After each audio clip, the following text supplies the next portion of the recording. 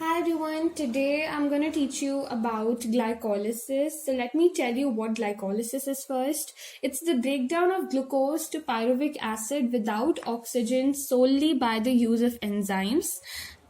To partially oxidize the glucose by facultative anaerobes or obligate anaerobes. Facultative meaning they can be both anaerobic and aerobic, but obligate means they're only anaerobic. And this whole scheme was given by Emden, Meyerhoff, and Parnas. That's why it's known as the EMP pathway. And in anaerobes, this is the only pathway in respiration, and it occurs in the cytoplasm of all living organisms. But when we talk about eukaryotes, this is only the first step, right? Also, sucrose is the end product of photosynthesis and it is stored as carbohydrates, and we convert it to glucose and to fructose by using an enzyme known as invertase, because sucrose is made of both glucose and fructose. So first step only happens in glucose, and from the third step onwards, glucose and fructose undergo the same cycle. So let me tell you what happens. So you have a glucose here. Now this is not exactly what a glucose molecule looks like. Okay, it's a ring structure, and even if you open it, it doesn't look like this. But this is just to show you, since this is biology, I just want to show you, understand. That's all I want you to do. So there's a 6-carbon glucose molecule here. We begin with. Now, we use an enzyme called hexokinase. Now, hexo means it works on 6 carbon sugars, and kinase means it helps in the process of phosphorylation. So, phosphorylation is basically the process of taking an ATP and breaking it down to extract a phosphorus from it and an ADP molecule. So this is adenosine triphosphate, which broke into adenosine diphosphate and a phosphorus. Now this phosphorus, with the help of hexokinase, will get attached to this glucose at its 6th position. Let me show you. So we are making glucose 6-phosphate. So we've got the phosphorus attached to the 6th carbon of glucose, and now let's see the second step. Now we use an enzyme called isomerase to change this glucose 6-phosphate to fructose 6-phosphate. So let's do that quickly. Zoom. There you go. So now we have a fructose 6-phosphate. So basically we used an isomerase enzyme because if you know, glucose and fructose are just isomers, and both of them don't look like this. It's just a depiction. Both of them are 6 carbon molecules. So now you have fructose 6-phosphate and your glucose is gone. Now the first time we used ATP was in the first step to bring a phosphorus group attached to the glucose and make glucose 6-phosphate. Now we want to make fructose 1,6-bisphosphate. So we need another ATP for this to attach another phosphorus group. So this ATP breaks into ADP and phosphorus, and this phosphorus gets attached to the first carbon of the fructose, and we get fructose 1,6-bisphosphate. So let's make that in a second.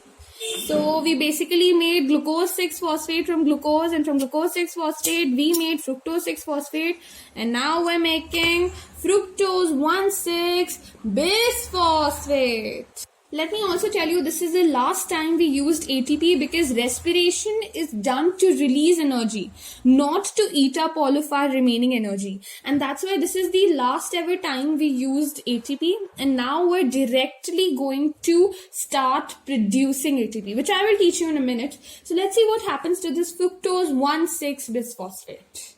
Now, phosphate groups are too much to handle, and that's why it breaks. This 6-carbon molecule breaks into 2 3-carbon molecules which look like this. So this is an aldehyde. It is known as glyceraldehyde 5-phosphate, or also nicknamed as PAGL. So this is an aldehyde, and this is a ketone. It's also known as dihydroxyacetone phosphate, or nicknamed as DHAP. Now you know that aldehydes and ketones are functional group isomers, and that's why aldehyde changes to ketone, ketone changes to aldehyde, aldehyde changes to ketone, ketone changes to aldehyde, and because of that we have a triose phosphate created. 2 3-carbon molecules are created here. Okay? कहते हैं ना कि जिंदगी में केवल पागल लोग ही आगे बढ़ते हैं, जो पागल बेशरम होते हैं वही आगे बढ़ते हैं. तो ढप also changes to पागल and पागल moves forward. So let's remove ढप from the frame. and only Pagal remains. Both of these are actually also known as triose phosphate because they are 3 carbon sugars. That's why triose. Now let's see how Pagal proceeds. What happens?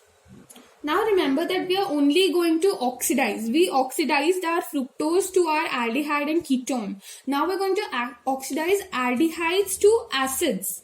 But we need to use something to oxidize it. So I have something known as NAD+. Now this NAD+ will reduce itself. So when there is an oxidizing agent, it gets reduced itself. जो oxidize करता है दूसरी चीज को वो खुद reduce हो जाता है.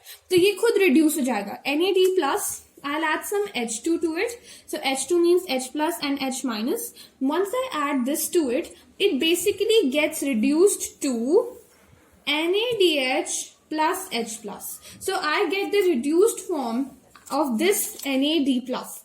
And because NAD plus reduced itself, the aldehyde gets oxidized to acid.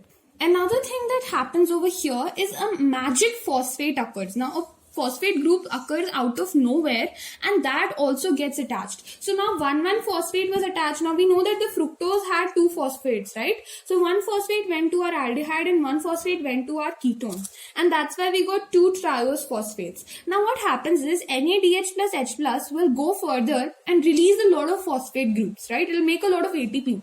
So abhi ye hi magically ek phosphate le aata hai and each of these aldehyde and ketone gets 2 phosphates. So one of theirs is already attached to them, है ना? और जो acid बनता है इनके oxidation से उसमें 2 phosphate आ जाते हैं. One is a magic phosphate which was formed without any ATP and one is the phosphate that it inherited from the aldehyde. So this is 1,3-bisphosphate glyceric acid. So the first carbon of the acid and the third carbon of the acid have got a phosphate group and this is known as triose bisphosphate because it's a 3-carbon sugar and it's got 2 phosphates. Now this one was made by aldehyde. Pagal ने directly ये बनाया और जो हमारा धप है वो पागल में convert हुआ, aldehyde में convert हुआ और उसने एक और same to same acid बना दिया. So now we have 2 acids, 1,3-bisphosphate glyceric acid and the other 1,3-bisphosphate glyceric acid. Both of them have a magic phosphorus which came without the utilization of an ATP. So we didn't utilize ATP, right? Now you may wonder कि ये magic phosphate लगाने की जरूरत क्या थी? Why did we put a phosphate group here? Right? Are you wondering? Well, हमने ऐसा इसीलिए किया बिकॉज हमें ये फॉस्फेट निकाल के हमें एटीपी बनाना है. जो एटीपी हमने यूज किया हमें वो वापस करना है. जैसे हम अपने पेरेंट्स का जो एहसान लेते हैं, पूरी जिंदगी उनके ऊपर पलते बढ़ते हैं, we have to return everything we took from them, right?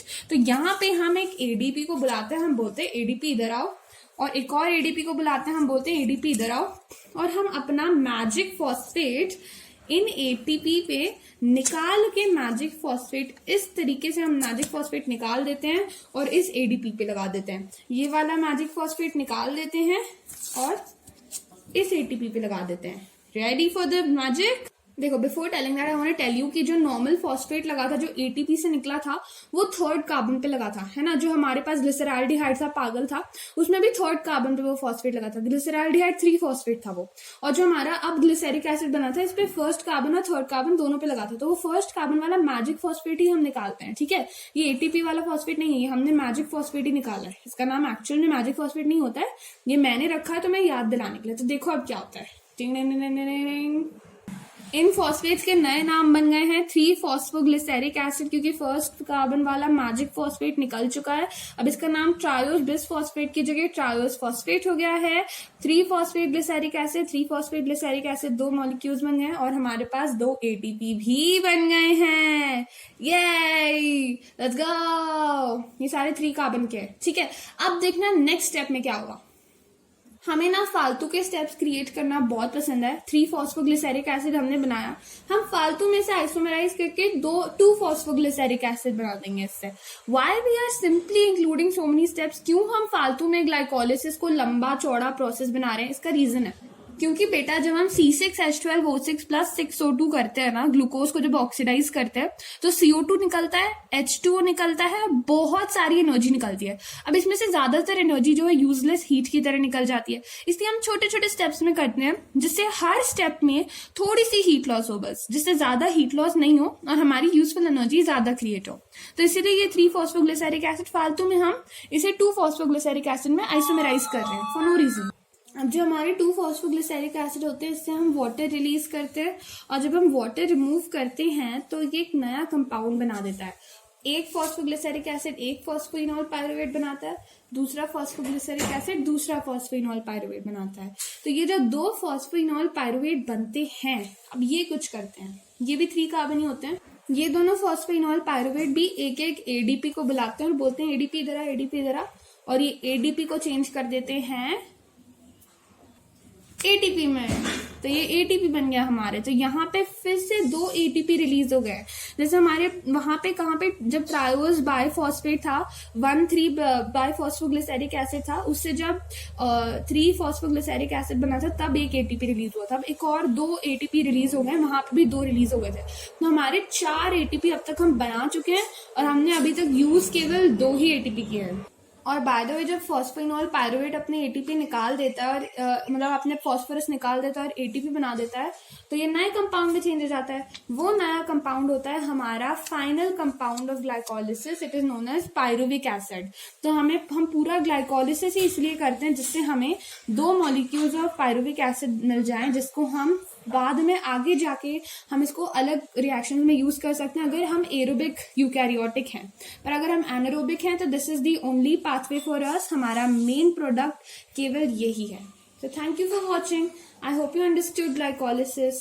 तो आपको ये 10 स्टेप्स समझ आ गए हैं तो आप इसे जरूर लाइक करिएगा और सब्सक्राइब टू माई चैनल।